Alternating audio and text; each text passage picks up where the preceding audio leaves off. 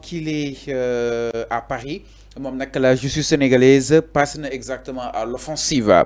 Donc le pôle judiciaire financier m'a ordonné la saisie conservatoire de tous ses biens immobiliers et mobiliers, ainsi que de ses comptes bancaires personnels et familiaux. Manam Madiambal Diagne bépp kër bu mu am wala bépp bureau bu mu am yan ak wala yoon joxe na décision pour ndaa si teggum loxo en attendant waaye itam ñu daal di teg loxo ses comptes bancaires personnels ak famille bi compte bancaire famille bi aussi dañ ko daal di teg loxo frappant au corps du patrimoine considérable accumulé par le sous le magistère de Macky Sall. Madame, sous le magistère de Macky Sall, il a eu beaucoup exactement de fortune, beaucoup d'avantages. L'enquête minutieuse et accablante révèle un montage financier frauduleux ayant permis le détournement de plus de 12 milliards à travers des sociétés écrans et des contrats publics fictifs à travers des sociétés écrans et des contrats publics fictifs sans comment noir afin donc entre le fracas médiatique et la pression judiciaire.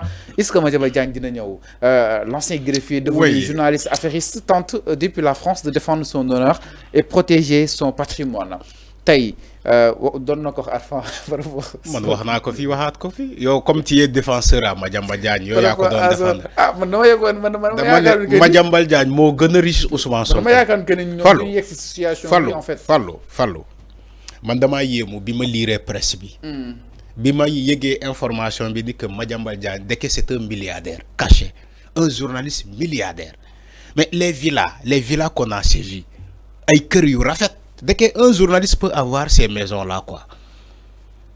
En tant que journaliste, Madiambal Diagne, il a ces villas-là. Tu vois comment la justice a saisi ses biens? Mais c'est des villas, des maisons de haut standing. Dès que Madiambal Diagne, c'était un milliardaire cassé. Donc, on vient de comprendre ces sorties envers Ousmane Sonko, envers le pouvoir, tout ça. Le fait d'avoir défendu Adji Sarr. Les gens, c'est maintenant qu'ils comprennent pourquoi Madiambal Diagne a fait ça. C'est pour protéger ses biens. Parce que, nous savons que nous sommes venus, dina am. Mais, moi, je dois défendre soit Amadou Ba, soit Macky Sall. Si Amadou Ba avait gagné les élections, Madiambal Diagne, qu'est-ce qu'on inquiéter? Il va continuer de se faire riche, il va continuer à avoir ses avoirs amenés. Si Macky Sall est maintenu, par exemple, Madiambal Diagne va protéger encore de plus ses biens. Mais si c'est Moudon Her Ousmane Sonko à tout prix, c'est pour que Ousmane Sonko bagne nek président, pour que nous me révéler, nous révéler ni ci mom Madiambal Diagne. C'est maintenant que les gens commencent à s'en rendre compte. Les affairistes de l'État. Fallo, il y a fait que battre affairistes d'État. Madiambal Diagne, les affairistes de l'État là boko. Ci jamono Macky Sall. Macky Sall lui a fait de lui un milliardaire. Comme nous avons fait avec Abdoulaye Sylla, comme nous avons fait avec Farba Ngom. Donc Macky Sall a créé beaucoup de milliardaires. Abdoulaye Sylla non si Abdoulaye Sylla Macky Sall moko jox marché. Non Fallou, il faut écouter. Il faut écouter. Abdoulaye Sylla Macky Sall moko tax nek milliardaire. Il faut arrêter ce que vous faites. Non mais arrête. C'est la même chose avec Farba Ngom, c'est la même chose avec le journaliste Madiambal Diagne. C'est les affairistes d'État. Donc, Madiambal Diagne qui parlait avec tellement d'arrogance, dit que ouais, Ousmane Sonko n'a qu'à déclarer son patrimoine. Ousmane Sonko mo gën riche xawma ken. Ousmane Sonko milliardaire là. Tu vois, yow sa jikko nga fa ne kenen ki jikko bobu la am. Dès que yow bi ngay taxaw dina nañi Ousmane Sonko déclarer son patrimoine, dès que yow Madiambal Diagne yow ya gën riche ça même les politiciens. Ci journaliste. Néna la man gis na Madiambal dafa bëggoon Ousmane Sonko génnee patrimoine mais mon patrimoine da ko doon interpeller sur le mais mon patrimoine mom Madiambal Diagne mo ëpp patrimoine Ousmane Sonko. Non, ça n'a rien à voir. Non si. Un journaliste qui a des villas de haut standing, des milliards. Un journaliste. Fallo, il faut arrêter ce que vous dites. Avenir Communication. Non, en fait, Sonko donne ko denk. non Sonko balaa ñu ngi koy dénk la Madiambal Diagne ne na def sa déclaration de patrimoine ba muy dugg fonction. mais parce que dafa doon uutu. mais ba muy dugg fonction parce que dafa doon uutu dara. dama ne ba muy dugg fonction lay wax. je ne défends personne mais c'est le cas Madiambal Diagne tey moom moo war a def sa déclaration de patrimoine parce que on peut pas comprendre comment un journaliste comme lui s'est retrouvé quasiment riche. Un journaliste comme Madiambal Diagne s'est retrouvé quasiment riche. Il a des milliards, il traîne des milliards. La saisine de ses biens, des villas de haut standing. Moi, je me souviens du villa bi nek Mamel, bi waralon ciow li. Mu ne len inshallah sama kër gi dina taxaw. Sama kër gi la wax. Tek ngeen ko bëdd Arfan. Kër gi nek Mamel. Baye len kërëm gi. Étage bobu xawma 6 étages R+6 xawma R+7. En tout cas lu mu rawante ak monument bi bëriwul. Ah moom ak Goudiaby Atepa si lañ jotoon. waaw yaa ngi fàttaliku. Immeuble Madiambal Diagne boobu lu mu rawante ak monument de la Renaissance bëriwul de daf ko yëkkati ba mu tiim Dakar mës nga gis immeuble Madiambal Diagne nii la tiimee Dakar nii immeuble bi nii la tiimee Dakar nii ci un journaliste Fallou bàyyi leen caaxaan tey ñu ngi nii di saisir ses biens.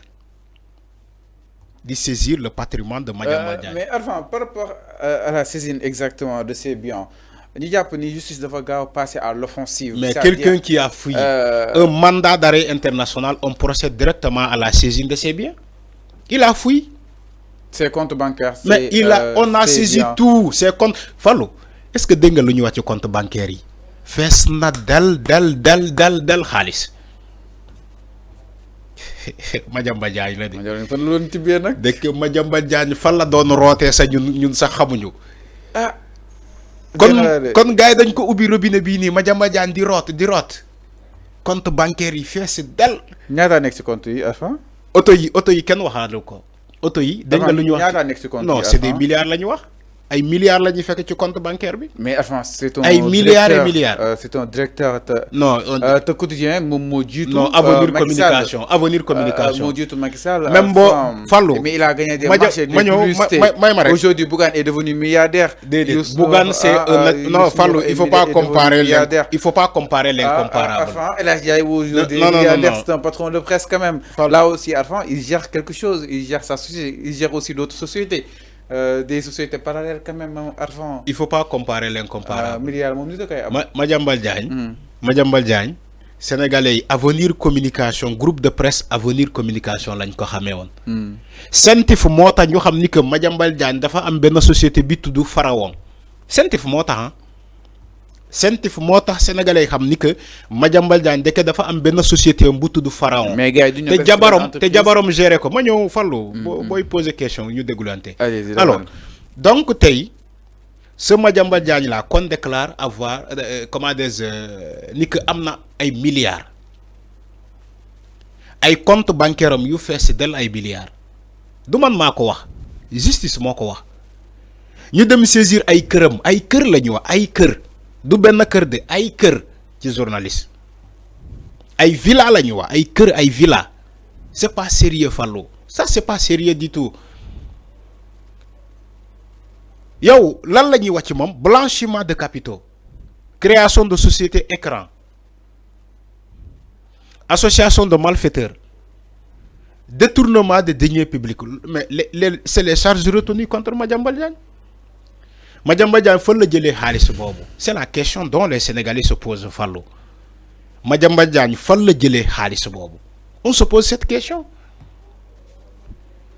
parce que tu me diras pas que Madiambal Diagne c'est un businessman xawma lan patati comme Tahirou Sarr comme Samuel Sarr comme Serigne Mboup tu me diras pas que Madiambal Diagne c'est un businessman déedéet tu me diras que c'est un affairiste d'État boo jëlee affairiste d'État là je comprends mieux. Les affairistes d'État mooy li ngeen di gis ni ñoom Farba Ngom et autres ñoo xamante ne Macky Sall moo tax ñu am ay milliards Macky Sall moo leen ubbi robinet yi ñoom ñuy root c'est voilà ces affairistes d'État ñu ubbi leen robinet yi ñoom ñuy root ba seen kii di fees del ñu dem seen yoon moo tax ñuy taxaw di défendre le régime de Macky Sall parce que lii moo tax scandale yu mel nii ñoo tax ñoom Madiambal Diagne même bu ñu gisee dëgg dañuy mel ni gisuñu dara ci l'ancien régime parce que seen avoir yi lañ doon protéger. seen patrimoine yi la ñu doon protéger seen recherche bi la ñu doon protéger moo tax Madiambal Diagne gis fii dëgg mu taxaw ne gisuma dara. alors c'est moo tax mu doon attaqué ñoo xamante ne képp ku yëngatu. mu ne lii jaaduwul. mu jëmale ko ci l'ancien régime Madiambal Diagne daf lay xeex. alors c'est clair Alpha ñu desandi ba tey parce que lii moo tax c'est clair ñu desandi ba tey si miro ki nga xam nekk moo di justement Madiambal Diagne li itam du côté exactement de la régie donc nag.